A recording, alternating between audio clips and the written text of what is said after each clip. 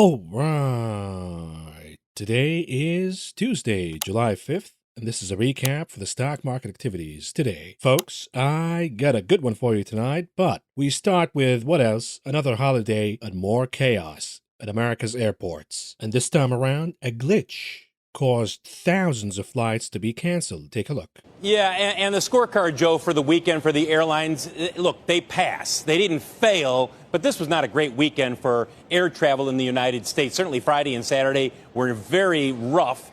Got better on Sunday and Monday. The raw numbers, according to FlightAware, more than 1,800 flights canceled in the 4 days if you go Friday all the way through Monday. That's about 2% of the schedule. Cancellations totaling more than 21,000. By the way, that's roughly speaking just under 1 out of every 4 flights were delayed, I should say, delayed at least 15 minutes, according to FlightAware. Keep in mind, as you take a look at the major airlines here, we're talking about Delta, Southwest, and United, they're all trimming their schedules starting July 1st. Those schedules have been put in place, so there's less frequency, which should help. And it certainly helped go over the weekend, especially as you got into Sunday and Monday. And then as you take a look at American Airlines, this was the story on Saturday. They had a software glitch with the internal scheduling system for pilots who are, when they're trading with each other in terms of, hey, I've got to take this flight. Can you take this flight for me? They're bidding out for future flights. It had a glitch, wiped out 12,000 flights, so there was no captain or first officer. Eventually, they got that. It was only gone for a brief moment. They got it fixed. They got all the flights scheduled. The airline says there's no operational issues. The pilots say this is emblematic of what we've seen in terms of not investing during the pandemic. Remember, they're in the midst of contract negotiations, those two airlines. And of course, these negotiations are not going to go as the airlines might expect because the pilots have the upper hand right now. I talked about this issue in details in a previous video. You might want to check it out. But the main source of this problem is during the Great Panic of 2020 when the thing arrived, the experts assumed that this is going to be the new normal. Everybody's going to work from Zoom. Nobody's going to attend the office. Nobody needs conferences anymore, traveling anymore, and therefore the airline business is dead. In response, airlines got rid of pilots by forcing them into early retirement. And then, of course, came the jabs and the mandates, and airlines forced a lot of pilots to either take the jab or take a hike. And a lot of pilots decided to take a hike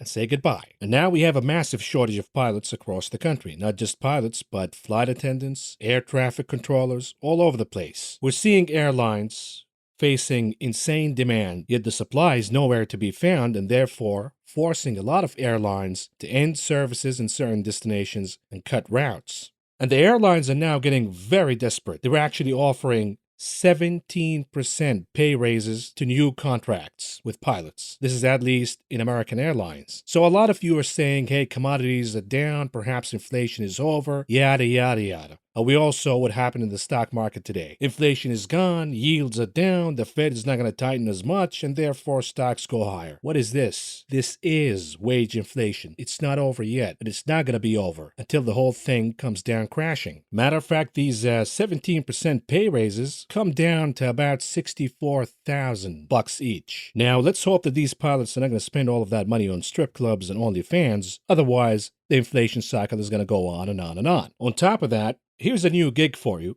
In case, you're too ugly for OnlyFans, maybe you want to do this instead. Because Delta Airlines is offering $10,000 each to get off any oversold flight. So what you want to do is you book random flights in popular destinations. You get in the plane and then the plane is full, overbooked. Delta says, hey, $10,000 for whoever wants to get out. You raise your hand, you get out, you move to the next plane, lather, rinse, repeat. There you go. We're getting rich, baby. But this is not just a problem in the United States. It's all over the place because everybody did the same. They got rid of pilots and then came the draconian mandate thingy. In Ireland, it's the same problem. Now, in Ireland, they're doubling on their efforts to fix this airport problem by using the army. Yep, I guess the army is going to fly passenger planes. I don't know. But here's the solution for you. If you're frustrated, if you've been waiting at the airports for hours and hours, your flight got canceled, got delayed, you might want to send a thank you letter to Senator Bernie Sanders. Because Senator Bernie Sanders is saying, look here, these airlines are too greedy. And the solution from Senator Bernie Sanders is to fine airlines $55,000 each for any flight that gets canceled. So forget about the $10,000 thing. You're getting $55,000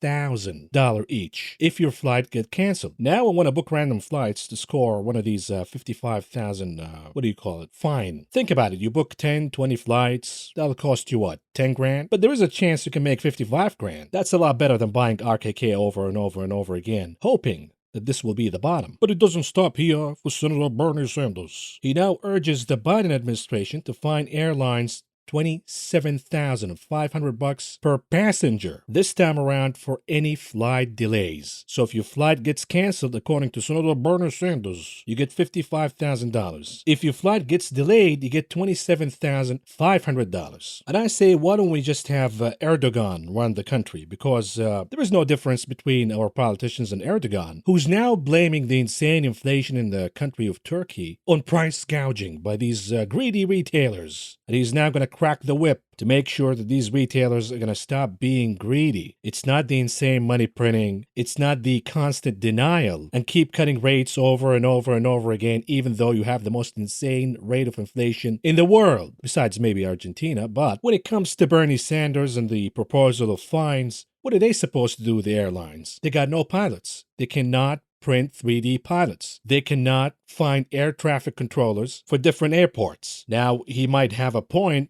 in the fact that we bailed them out, we bailed the airlines, we gave them billions and billions of dollars. How come they can't find pilots? But rest assured, your transportation secretary, he got you covered. You don't have to worry about anything at all from this point on. No more delays, no more cancellations. The airports are going to run smooth because your beloved transportation secretary is going to take care of it all. Matter of fact, Mayor Pete, he launched a $1 billion pilot program. Oh, I'm sorry, that's not the pilot for airlines. That's a pilot program to build racial equity in roads.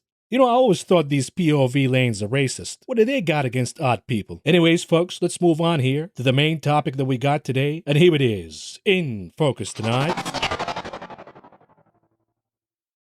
Dip buyers, beware, because central banks have lost control. What does that mean? It means that today the stock market opened down big in the morning. Why? Because it was reacting to what was happening in the European stock market. What was happening in the European stock market? It was down. Why was it down? The euro went down to 20 years low. The euro is officially trash. Toilet paper is worth more than the euro. That's all, of course, the result of sticking it to Putin. Meanwhile, the ruble is surging higher. But there is another reason. The recession fears. Turns out that the inflation problem is much, much bigger in the European continent. Not just because of energy prices, but because of the contagious impact of inflation. But the geniuses at the central bank over there, be it the Bank of England or the ECB, they're blaming all of this on wage inflation, the greedy workers. Oh, don't you have any empathy for the rest of us? You're asking for higher wages? What's wrong with you? And of course, the most delusional central banker in the world.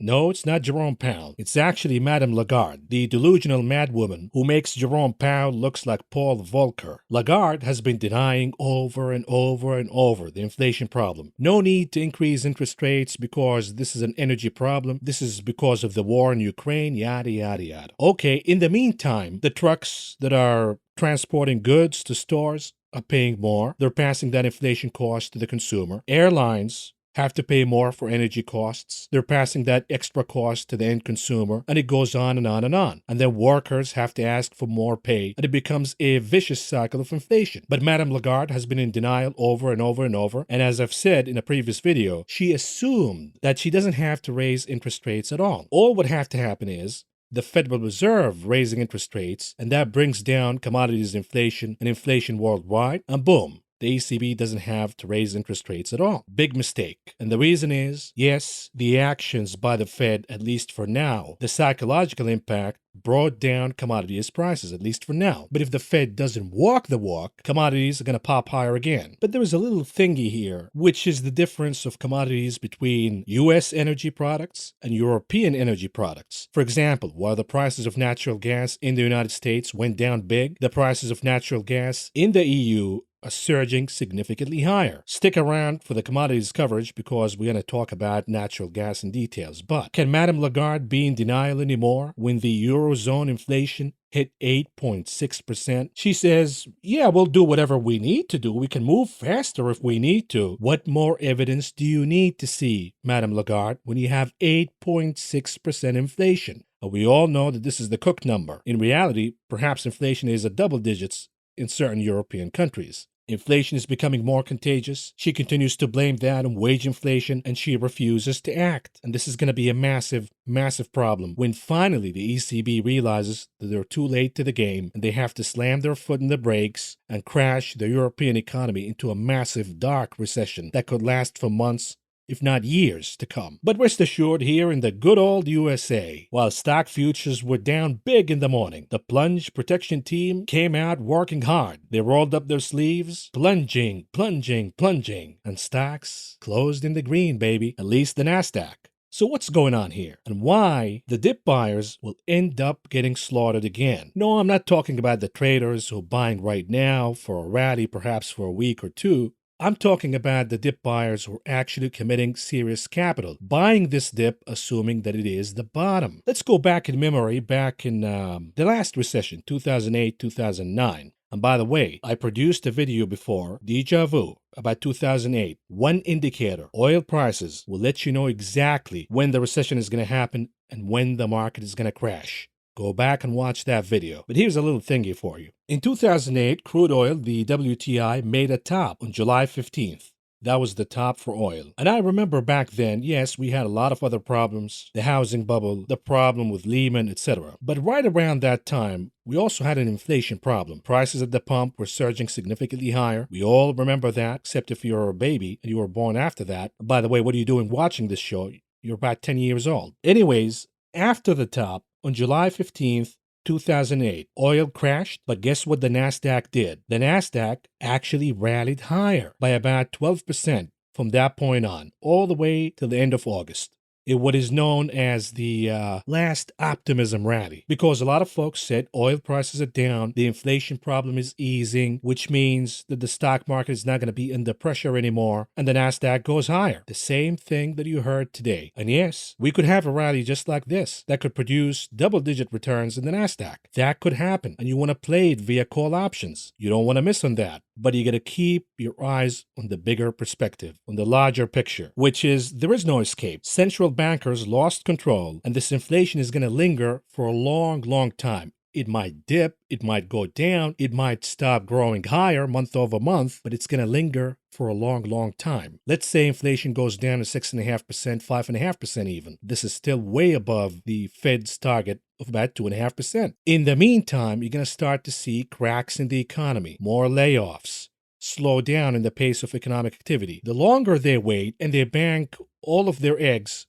in one basket, and that basket is commodities are going down, we have to slow down raising interest rates because inflation is already subsiding. That is a big mistake, because at some point, they're going to have to slam their foot in the brakes when they realize that they lost control, and inflation is not going to go down unless they take action. And the longer they wait, the more damage takes place in the economy. And the more damaging the impact of interest rate hikes will be. So do it now, don't wait. But of course, the Fed is going to wait. The Fed is going to back off. I promise you. They're either going to do the 75 basis points hikes next month to preserve their credibility and then back off entirely, or they're going to go down from 75 to 50 basis points, if not 25. But here's the problem. Once again, this is a chart. In orange, the WTI. In light blue, the Qs, the NASDAQ. Since the top of July 15th, 2008, all the way till the end of August, when the WTI oil entered a so-called bear market territory, being down 20% from the top, the NASDAQ actually went higher by 5%. But we all know what happened next. Everything came down crashing, and the dip buyers got slaughtered again. And this is exactly what's going to happen this time around. Matter of fact, I tweeted this today. There is a stupid algorithmic program buying tech and software stocks in reaction to the drop in yields. Somebody passed the memo that yields are dropping for the bad reason, which is recession expectations. See, the algos look at yields are down, oil is down. You put two and two together, the NASDAQ should go higher. Specifically the oversold names, the overbeaten names, the RKK kind of names. But wait till the algos realize that yields are going down for the bad reasons, that recession expectations are happening, and they're becoming a self-fulfilling prophecy. Then the NASDAQ reverses and goes down again. In the meantime, I already talked to you a few videos ago on how I'm going to play this kind of stupidity. I'm going to look for charts from weekly basis that are really oversold and that are turning around. And I gave you the name CVNA Carvana. Well, guess what happened today? It became clear early in the morning when you saw Apple in the green, when you saw Microsoft in the green, when we saw oil and materials, agricultural names deep in the red. Yet the NASDAQs, the software names, chips are moving higher. Yes, they might have opened down, gapping down, but immediately the dip buying happened. You put two and two together, you look at this chart. This is a 5 minutes chart of Carvana. The chart moves all the way, hits the resistance at around 22. It moves down again, and it forms an ABC pattern. You put two and two together, this thing is moving higher. You buy call options, you ride the ride higher. Carvana scored gains of over 20% today alone. And then you close these call options by the end. In, out, hello, goodbye. Just like that. Easy money. Why do we close right away? Because I don't know when the algorithms are going to realize that yields are going down for the bad reasons. And then Carvana goes down another 10% or so. And it's not just me, by the way, who says that this is a recession expectations kind of game. Even the folks at JP Morgan, the perma pumpers, now say that stocks imply 85 chance of a U.S. recession. But rest assured, the same JP Morgan says we might have an 85% chance of a recession, but stocks could surge 7% next week as quarter-end rebalancing drives buying spree for equities. And this was last week, so it didn't happen. But maybe the second half optimism could do that 7%. We'll see. And that leads us to a segment we call Word on the Street.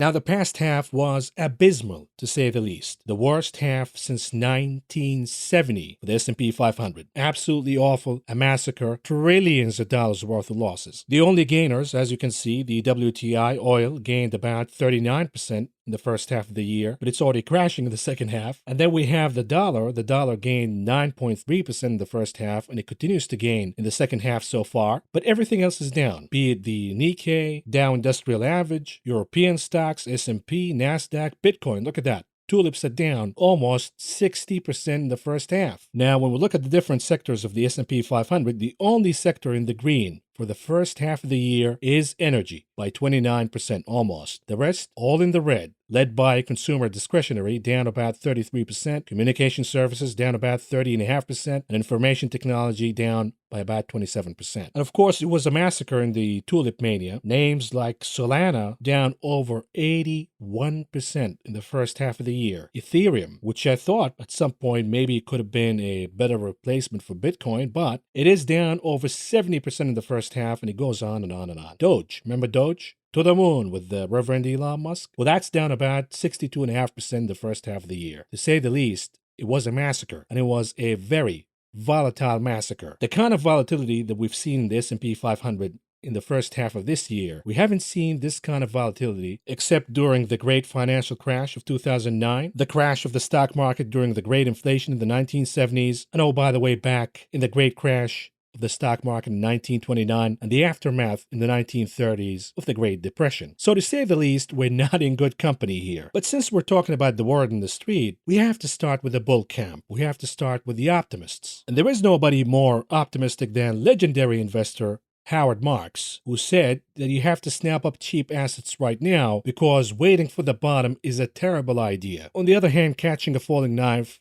is a lot better than waiting for the bottom, knowing that you're in the clear, and then buying. That makes sense, right? And then we have JP Morgan, who says tech is at risk, and they lowered estimates for 26 stocks, the Johnny-come-latelys at JP Morgan, the Landromat. But they say you gotta buy Amazon, Booking.com, and Uber. These are the top picks. And then we have FundStart. This is Tom Lee, your favorite analyst. Where's Tom Lee, by the way? Rumor has it he's back in Neptune calling for buying the dip over there, because calling for buying the dip here in planet Earth did not work out so good. But FundStart says that the Fed is not behind the curve on inflation, as investors think, and that sets the stock market up for more gains ahead. The 100th time is a charm, right? But before we move to the bearish camp, we have to look at expectations, the neutral expectations across the board. According to the survey, what is the year-end S&P 500 target? The buy-side traders say 3,500. The sell-side traders say 3,500. The economists say 3,630. The risk managers say 3,675. And the portfolio managers say 3,850. And a disclaimer, none of them have a clue. Nobody knows what's going to happen. That'd be a lot easier, right? Yet in the same survey, in response to the question how much more Fed tightening is coming, the majority say another 150 basis points. And that will take us to what? We're at 1.75 right now. That means it's going to be 3.25% in the Fed funds rate. Yeah, good luck with that. That's not going to cut it. But it seems to be the consensus around everybody that 3.5% on the 10-year yield is the target for now. Not just the sell-side traders, but the buy-side traders, the portfolio managers, the economists, etc., etc. Even retail investors are assuming 3.5, 3.6 is the top for the 10-year yield. But there is a problem. As you're seeing right now, the 10-year is actually collapsing as we see the yield curve inverting, which is a sign for an upcoming recession. And therefore, I'm saying, folks, I parked a lot of my cash in the 6-month bill. That got me at around 2.5% yield. Now, if the yield curve continues to invert, meaning the 10-year will be below 3%, but maybe the 3 months will be over 2%, then I'm going to park more cash in the 3-month bill. And that's the strategy. Keep parking money in the short end of the yield curve until the storm is over. Because when we visit the word in the street, this time around the bear camp, here's a 60-year Wall Street veteran who says that the S&P 500 will sink to 3,100 by year end. On top of that, we have the folks at Morgan Stanley who says that the bottom of the bear market is still 10% away and the odds of a recession have doubled too. Michael Burry, the big short, he says that we're only halfway till the bottom. Morgan Stanley says another 10%. The big short says we're only halfway, so we have more pain to come. Matter of fact, the folks at TS Lombard say that investors should short the U.S. market as recessionary fears become self-fulfilling. As if we're going to talk ourselves into a recession. Honey, baby, the recession is going to happen whether we talk ourselves into it or not. But what evidence do all of these bears have to say that this is not the bottom and we have further more pain to go? Here is one indicator. We have the S&P 500 today in blue, and then we have the S&P 500 historical performance under a bear market where a recession was happening, and that is in white. And then we have in gray the S&P 500 under a bear market but no recession. Which one are we tracking right now? Which one do we have the greatest correlation with right now? The answer is the line in white, the S&P 500 recession performance, which means if this is true, we might get a pump higher, a summer rally, but that would be a bull trap. We will see more bull trap happening over and over and over again until the actual bottom happens. On top of that, a lot of folks say that valuations came down crashing. What more do you need to see? Stocks are cheap right now. Because you have the chiller PE ratio in orange, as you can see from this chart. Stocks right now, even after the correction that we got, the 30% almost in the NASDAQ. Stock valuations, according to the chiller PE ratio, are still as expensive as they were back in the dot-com bubble and the height of 1929. Oh boy. Another one. We have the S&P 500 in white. Yes, it went down. It's almost in a bear market, but the forward net margin in red remains elevated and has to go down. What does that mean? It means the S&P 500 has to go down further before we see the forward net margin going down. Once again, oh boy. Or excuse me, oh girl. Because I don't want to be, gender or whatever. But anyways, here's another one why the bears are saying that the bottom is not here yet. It is the fact that profit forecasts, earnings forecasts remain in la-la land, according to Barron's. And remember, this channel last year, in the fourth quarter of last year, called peak earnings, meaning that this is the peak in earnings, and from this point on, earnings are going to collapse. All of a sudden, right now, the Johnny-come-latelys, the analysts, are coming out of the woodwork,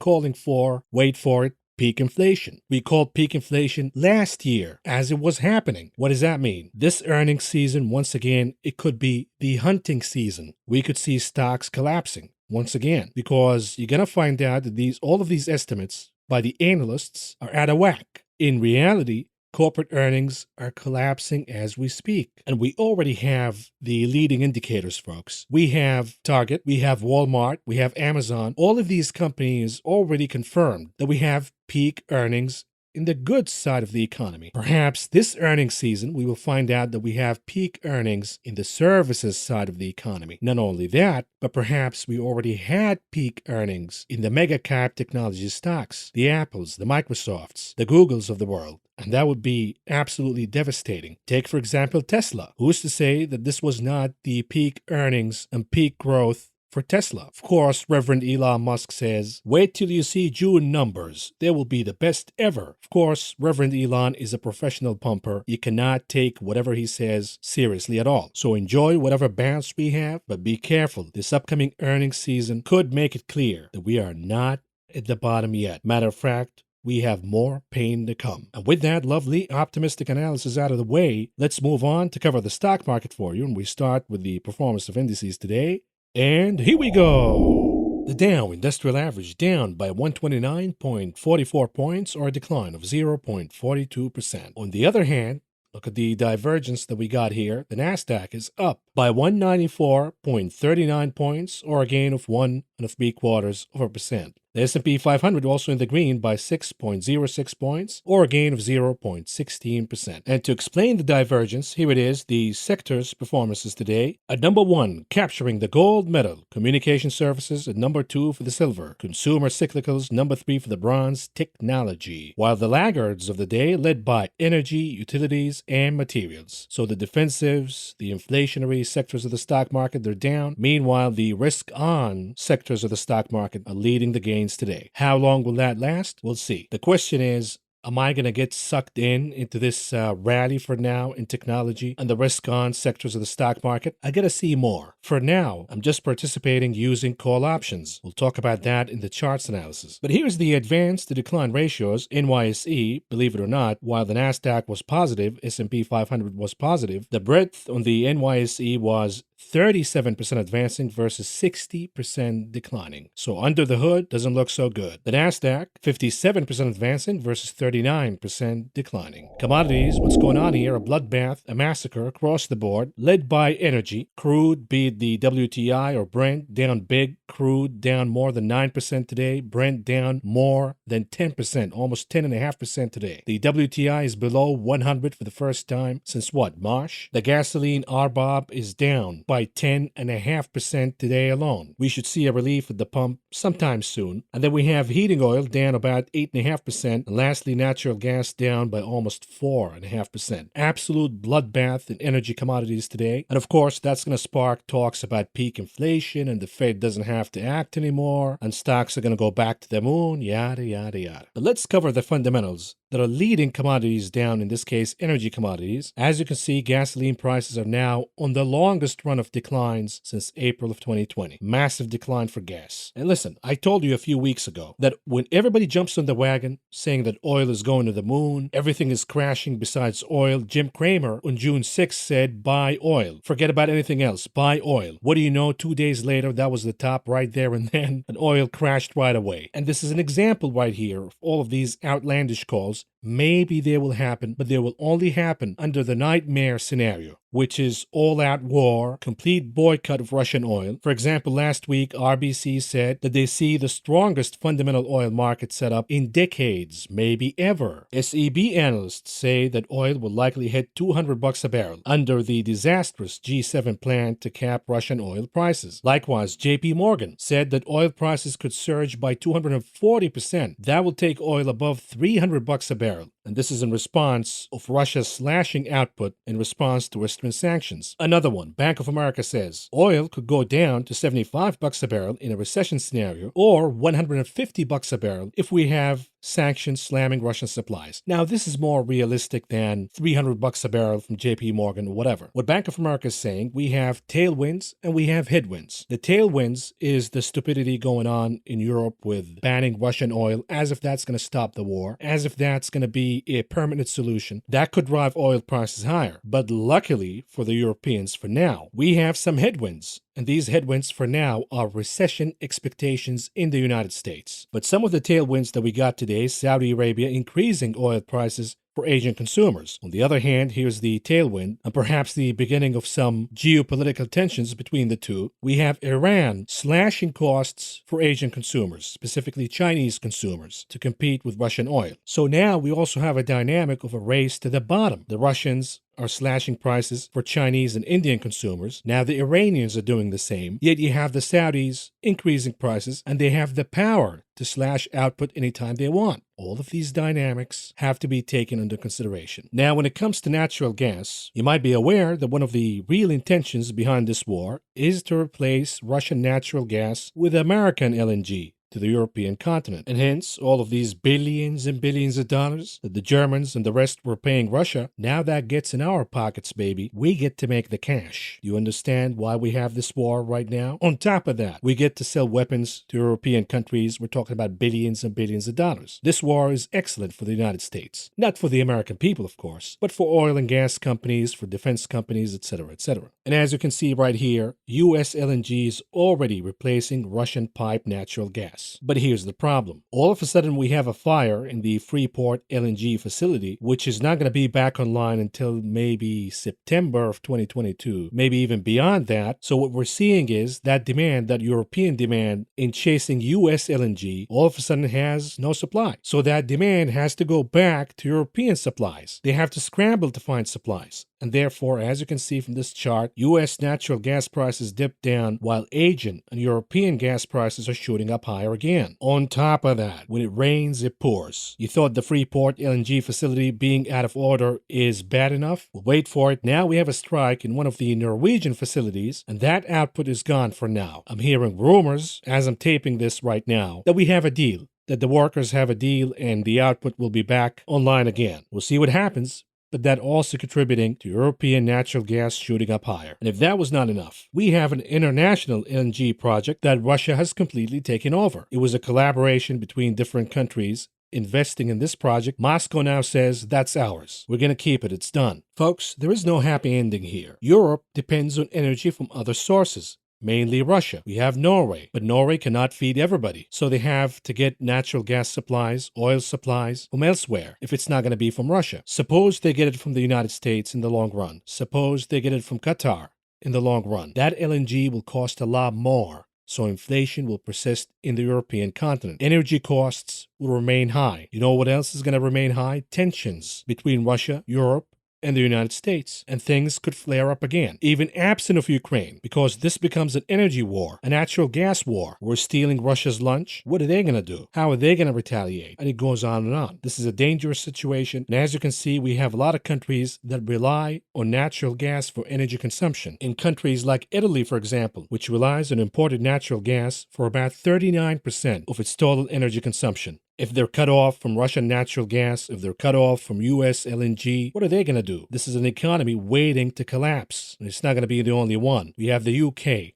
We have Germany, and I'm going to do a video about those two countries perhaps this week. But for now, let's go back to the futures. What about softs? Pain across the board. Everything is down, led by lumber. Lumber is down around 4.25%, but we have losses for cotton, OJ, coffee, sugar, cocoa, all down, closing in the red. In metals, we have a massacre across the board. Gold is down big, silver down, platinum down, copper down over 5%. An absolute crash in copper. And if you know anything about macroeconomics, you know that copper is a reliable predictor of the economic cycle. When copper moves higher, it is an indicator of an upcoming boom in the economy. When copper goes down, crashing like this, it is an indicator that we have a global recession ahead. Even palladium futures were down today by about 1.25%. When it comes to meats, both live and feeder cattle futures are down by an equal amount, a little over 1%. But wait for it, here comes the new big tech. Lean hogs shooting up higher and gaining about 3% for the day. On the other hand, when we look at grains, down across the board, a massacre. Soybeans, soybean meal, soybean oil down over 7.5% today alone. Corn down, wheat down, rough rice down, oats down by almost 8% today alone, while canola bucking the trend and gaining about 1.75%.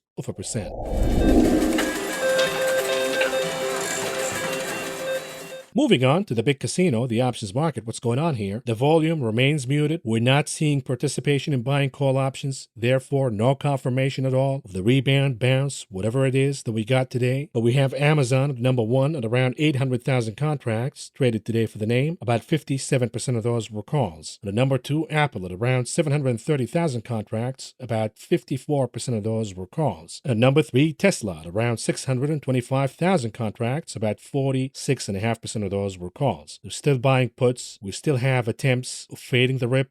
Every single time we have a bounce, we get traders buying puts, betting for an immediate reversal. Now, here are the unusual activities that we got in the options market today, and pay attention now. When I present this to you, I don't mean to just read the trades. I want you to pick something from all of this. For example, when you see somebody buying a short-term call on RKK, but then we see another trade, a big one, buying puts in the queues for a longer expiration date. What does that say? It says maybe a short-term short covering rally or a bounce or whatever it is, and then the pain resumes. This is how you should read all of these trades. You combine them together and you find out a theme. You figure out a theme from all of these trades. So let's try to do that, and we start with the ticker ICE, also known as ICE, which is the International Exchange. Somebody's shorting the entire stock market exchange by buying the $90 puts for the expiration date, August 19th, with expectations that the name could go down by more than 6.5% by then. They paid around $2 a piece to enter this trade, all in all spending around $6.5 million. And then we have the ticker X for US Steel. Somebody asked me about Cleveland Cliffs, I believe a few weeks ago, and I said no, don't buy it. The cyclicals are going down. I hope I saved that somebody a few bucks or so, but here we have somebody buying puts on X US Steel,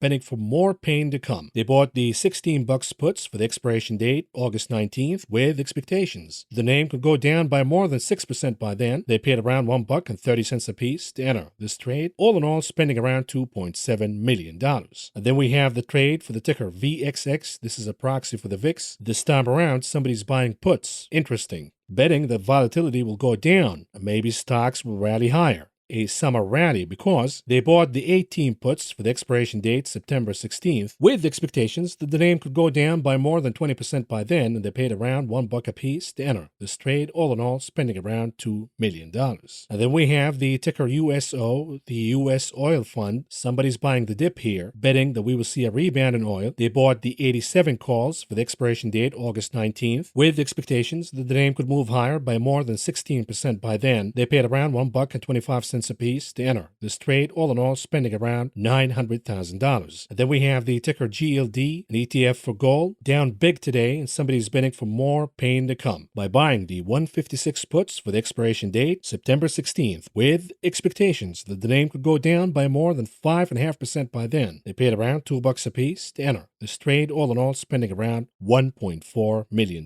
What about the ticker ARKKK for Tesla Witch Kathy Wood? Up big today, but somebody's fading the rip by buying the 38 puts for the expiration date, August 19th, with the expectations that the RKKK could go down by more than 15.5% by then. They paid around $1.70 a piece to enter this trade, all in all spending around $1 million. And then we have the ticker RBLX, Roblox. Somebody's buying calls, but notice the expiration date. It is for the short run. They're betting that these names are going to pop higher for now, but in the long run, they might go down. And this is evident by the RKK trade, and as you will see in the Qs trade in a minute. But in this case, for Roblox, they bought the 44 calls for the expiration date, July 15th, next week, with expectations that Roblox could move higher by more than 10% by then. They paid around $1.20 a piece to enter this trade, all in all spending around $1 million. At the bottom of the table, we have the ticker TSLA for Tesla, the souffle. They're buying puts, the 655 puts, fading the rip that we got today. But again, notice the expiration date. It is this Friday, July 8th, with expectations that Tesla could go down by more than 6%. In other words, the pop that we got today, it is algorithmic, it is whatever. By the end of the week, all of this is going to fade away. And they were willing to back it up by betting $6 a piece to enter this trade, all in all spending around $3 million.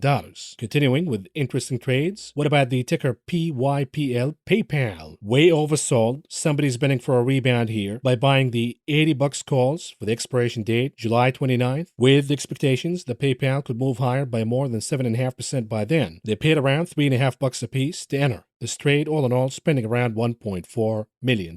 What about the trade for the ticker GME GameStop? Diamond hands, baby. Well, somebody's betting for more diamonds to come because they're buying puts, betting for more downside for GME. They bought the 110 puts for the expiration date, August 19th, with expectations that the name could go down by more than 8.5% by then. They paid around $15.50 apiece to enter this trade, all in all, spending around $5.5 million. And lastly, at the bottom of the table, what about the ticker QQQ, the NASDAQ? Somebody's fading the rip here entirely by buying the 265 puts for the expiration date, August 1st, with expectations that the Qs could go down by more than 7.5% by the expiration date of August 1st. They paid around $3.45 apiece to enter this trade, all in all, spending around $1 million.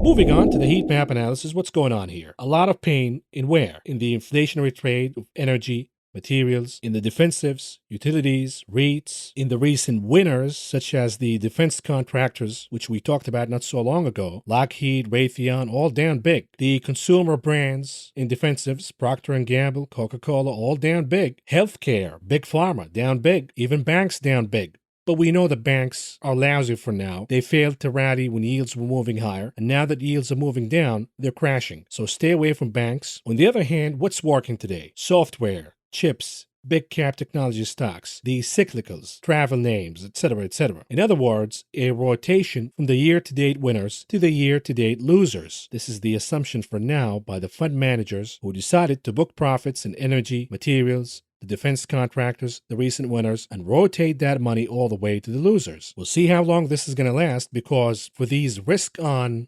sectors of the stock market, which the fund managers rotated to today, software, chips, big cap technology stocks, they're not going to do good in a recession. Specifically, the cyclicals and chips, even software, the big caps, nothing is going to do good under a recession scenario. So you can play this cute game of rotating from energy and materials, even the ultra defensives in utilities, and take some risk in software, in RKK, in the travel names, in cruises. But that's a risky bet, because if you're wrong, you're going to get absolutely smashed. Now, do you buy the dip in energy and materials? That depends, because if the recession expectations continue to go on, these commodities will continue to dive down. But all of that depends on the Fed walking the walk. So what do we have tomorrow?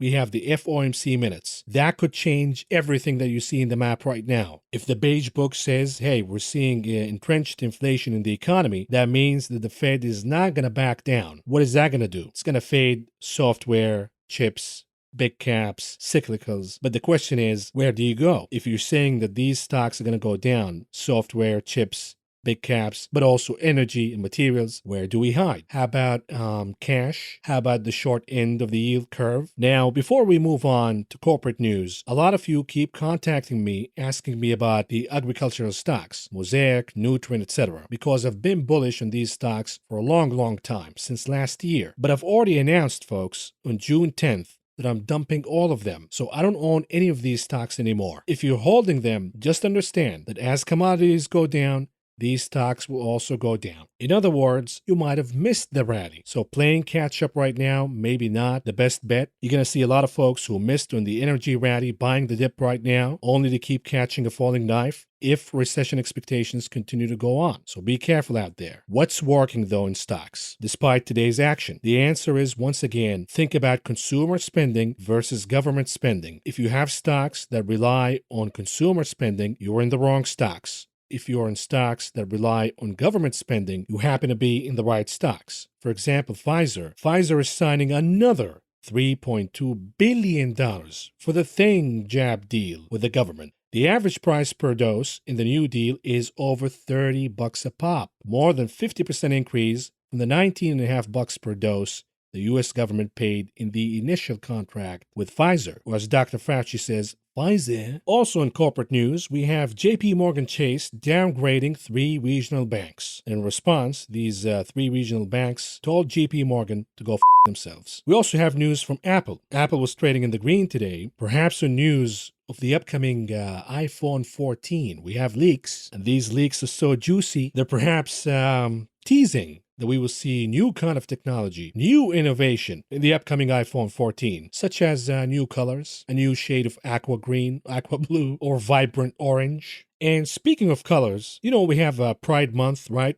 Was that last month? Or is it this month? I don't know. But we have all of these corporations playing woke, changing their logos with the rainbow colors or whatever. Among them is Amazon. But turns out that Amazon, just like any other corporation, they don't really care about pride or gay folks or whatever. They care about the money, baby. That's all there is. And in this country, there is a lot of money in pride. But in other countries, there is not a lot of money in pride, such as the United Arab Emirates, for example, which Amazon blocked searches for the LGBTQ plus products in that particular country. So there you go, the corporate hypocrisy. And lastly, in corporate news, we have Yum Brands, who are now close to selling its Russian KFC business. No more fried chicken for the Ruskies. That'll show them, right? That's going to stick at the poon. With the drumstick of the fried chicken, just like we stuck it to Putin with McDonald's. Turns out a Russian business took over McDonald's, and they will keep the profits in Russia. They're not going to share these profits in the United States or McDonald's or Europe or whatever. The same story will happen here. A Russian corporation will take over KFC's business. Matter of fact, here in the Maverick Wall Street channel, we have exclusive news. We got the logo of the new Russian KFC. Here it is. Enjoy some fried chicken, comrades. But we have to move on to the heat map for the ETFs. Mixed picture, but again, keep your eyes on the contrast between growth and value. Growth outperforming value by a lot. The IWF,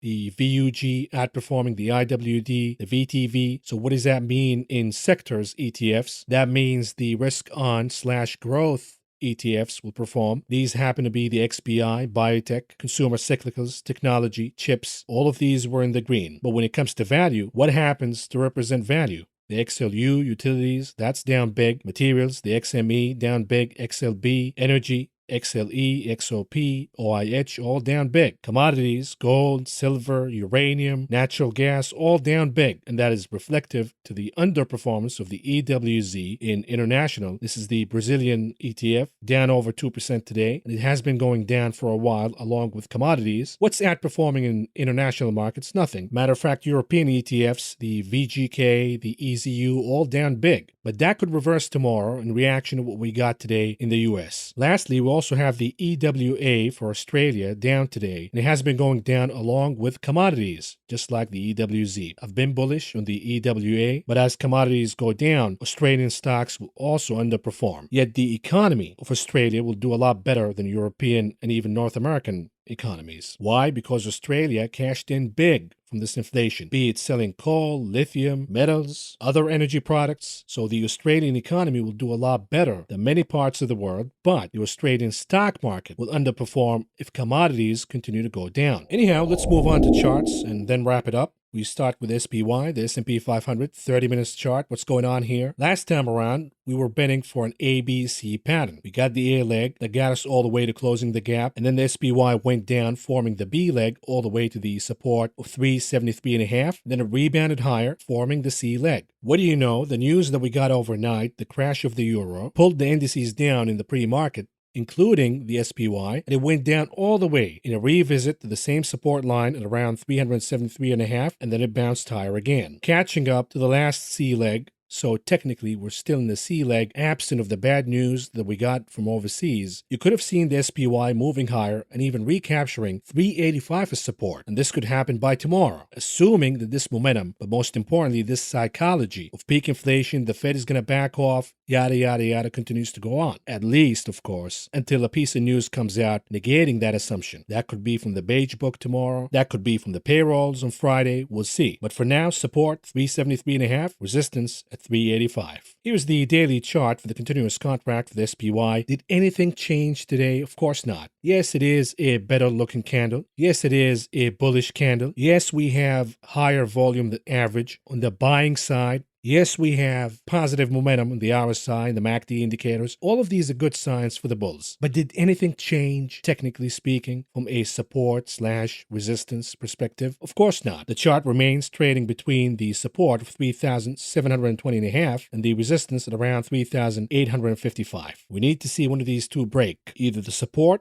or the resistance for the next move to come. It's going to be a big one. Of course, the bulls are betting on the following, that we will see an ABC pattern. We got the A leg, the chart formed the B leg, and now it is in the process of forming the C leg, which could take us all the way higher to 4,100. The bears are hoping that today was an algorithmic reaction, and by the end of the week, we will see 3,720.5 violated a support, and then after that 3,600. What about the Qs? 30 minutes chart. What's going on here? We got the gap down, same story with SPY, and then constant buying all the way to the closing bell. The good news is, for the bulls at least, we got 285 as support for now. The challenge for the Qs is to keep that support by tomorrow's closing. Otherwise, if it loses 285, the assumption would be that this was a mere dead cat bounce, a short covering rally, whatever it is, and this will embolden the bears to come back and double down on another bull trap. What about the resistance? Assuming that the Qs keeps trading above 285. We have some soft resistance at around 292, but what I'm eyeing is 297.5. That could be an impressive rally, and if the chart gets there quick, let's say by the end of the week, it's going to be overbought right away, and that will initiate a short trade. What about the daily chart for the continuous contract for the Qs? The good news here is, number one, the volume is moving higher. On the buying side, the momentum indicators are still bullish, and on top of that, the chart managed to beat the resistance, now support, at around 11,689. And we have the next resistance at around 12,207. Another way we can look at the chart is, if we get rid of all of these markings, here it is, we have a descending sloping line of resistance with lower highs. What we're seeing right now, the series of lower lows appears to be ending, and it appears, keyword appears, that the chart is making a higher low for now. If that is the case, then the chart is going to pop higher above the sloping line of resistance, and we will see another bear market rally, perhaps a more sustainable one. Maybe it will last for weeks, months, maybe till the end of the summer, who knows? But if we have a crack above the sloping line of resistance, that would be a bullish formation. But keep your eye on the higher low. If that higher low turns out to be not a higher low and it melts down, forget about it. We have lower lows to come. What about the IWM, Russell 2000, 30 minutes chart? Similar story here. A gap down, violating the support of 168.90, but it managed to climb that quickly, right away, and it retested that line. If you zoom in to a 5 minutes or a 3 minutes chart, you will see that retest to 168.90, and then came the rebound. That was the confirmation that we're going higher, and the chart managed to close at the highs of the day. Think about it. Reversing a gap down in the morning, closing at the highs of the day, retesting the support line of 168.90. All of that behavior is bullish in nature. You can't really say that the action that we got today in the IWM is bearish or justifies shorting right now, fading the rip right away. You can't say that until you have a reversal signal. For now, you don't have any reversal signal whatsoever. What about the chart of the day, the Dixie, the dollar index? What's going on here? The cup and handle is playing out, and we now have positive momentum on both the RSI and the MACD indicators. This is super bullish for the US dollar. And how high can it go, you might ask? What about the monthly chart? Here it is. We have a channel that goes all the way back since the 1980s. Who's to say that we're not going to move higher in the dollar index all the way till reaching the end of that channel, which happens to be around 110, 111, and that will come with a lot of pain for multinational corporations and commodities for that matter. Can the stock market continues to rally on peak inflation optimism when the dollar continues to surge higher? Be careful here. And here's gold, a daily chart, a massacre. I've been saying the moment the chart made a lower low, I said be careful, this is a bad sign. Book your profits in the minors. And now you know. We have a flush down all the way to the next Fibonacci support at around 1,763. If the dollar continues to move higher, gold cannot buck the trend and rally. We could see more pain in gold if the dollar continues to move higher. We could see more pain in oil. Look at what happened in UK oil, Brent, from a 4 hours perspective. After passing 118 as resistance, it became support. But right away came the reversal candle, and the chart went down in a flush down scenario, didn't even stop at 114 before catching some soft support at around 108 and reversing higher again. And it got all the way to 114, 115, forming a bear flag, and then it flushed down, failing that 114 support, and it managed to fail the next support of 105.84. What does that say? When the chart doesn't respect support lines, it says we have mass exodus. We have a lot of folks booking profits at the same time. The psychology is important for now. Are they right? Are they wrong? It doesn't matter. What matters is the fact that they're getting out for now. Here comes the next step. We have support at around 100. We have soft support at around 101. Will the dip buyers show up? If they do, we will see a rebound higher, and Brent will be trading above 105.84, which happens to be the next resistance. But if the dip buyers don't show up, if they get too scared of catching a falling knife, then the 100 support will not hold, and we will see more pain to come in oil. And if 100 is violated, then we have a high degree of certainty the top that we got back in March is indeed the top.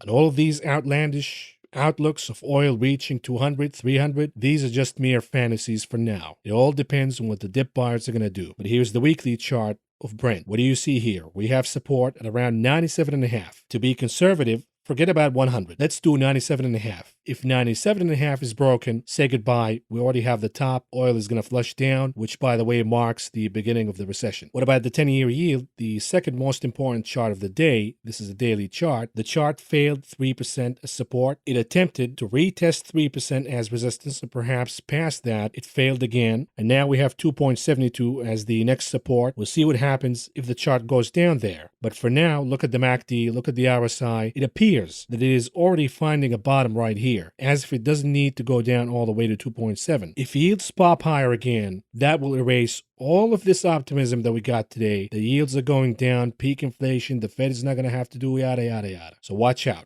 But perhaps the chart of the TLT, the weekly chart at least, suggests that indeed the 10-year yield will go down further. Why? Because we have the TLT moving higher. It bounced from 109.5 and it continues to rally from this point on. But most importantly, from the weekly chart perspective, we're seeing the momentum indicators, the MACD, the RSI, moving their way higher. For now, we have a pop in the MACD indicator, a little green pop, as you can see in the impressions, but the week is still young. This is a weekly chart. We don't have the confirmation yet, but if it closes like this for the week, then we do have the confirmation that the TLT is turning the very long bearish momentum that started since last year, and it is entering new bullish momentum. But this is again an indicator for the recession. When folks are buying the TLT, buying bonds for safety. What about the VIX 4 hours chart? What's going on here? Inconclusive for now. Look at the MACD indicator. It is not giving us a clear reading one way or the other. So for now, no conclusion here. What about the VXN? Believe it or not, the NASDAQ was higher, but so was the VXN, the volatility index for the NASDAQ. But look at the MACD indicator. Do we have any conclusive move one way or the other? Not really. It is still debating whether it goes higher or lower. Keep your eyes on the MACD indicator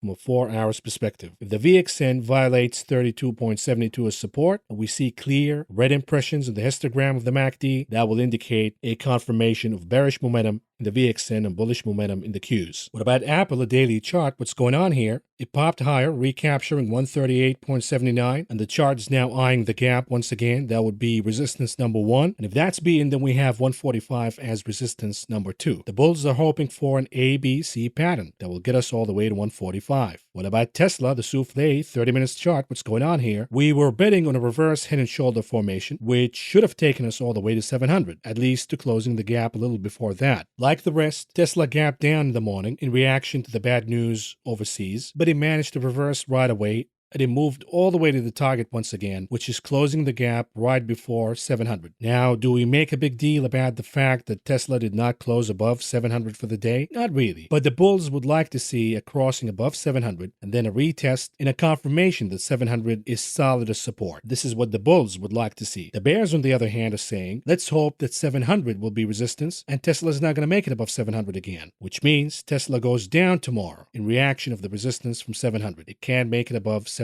This is what the bears are betting for. What about Bitcoin? Tulips, what's going on here? The bear flag pattern goes on, but the good news is the chart is trading above 20,000 once again, but we can't do anything here. We can't buy, we can't short. If you want to buy BTC right now, you're going to see more, a lot more. For me, I got to see BTC trading above 30,000 once again. And that's not going to happen anytime soon because we don't have the underlying conditions that enables risk on to that magnitude. On the other hand, do you short right now when the chart is still keeping 20,000 as support? What if you get caught in a risk on summer rally? You're not going to short until we have a confirmation that 20,000 is gone as support. For now, we don't have that confirmation. Matter of fact, I'm keeping my support a little below 20,000. I'm choosing 19,500 to be more conservative. And lastly, let's move on to the conclusion of this video. What do we have in the economic calendar tomorrow? We have the services PMI, the final reading. We have the ISM services index. We also have the JOLTS. Job openings and quits. This will be important because the Fed is saying we have a cushion in job vacancies. They want to see job vacancies going down. That would be actually good for the stock market. And then we have the very important FOMC minutes. But mind you, this will be lagging from last meeting. So I would say the jolts will be more important than the FOMC minutes. And with that, folks, I'm done here.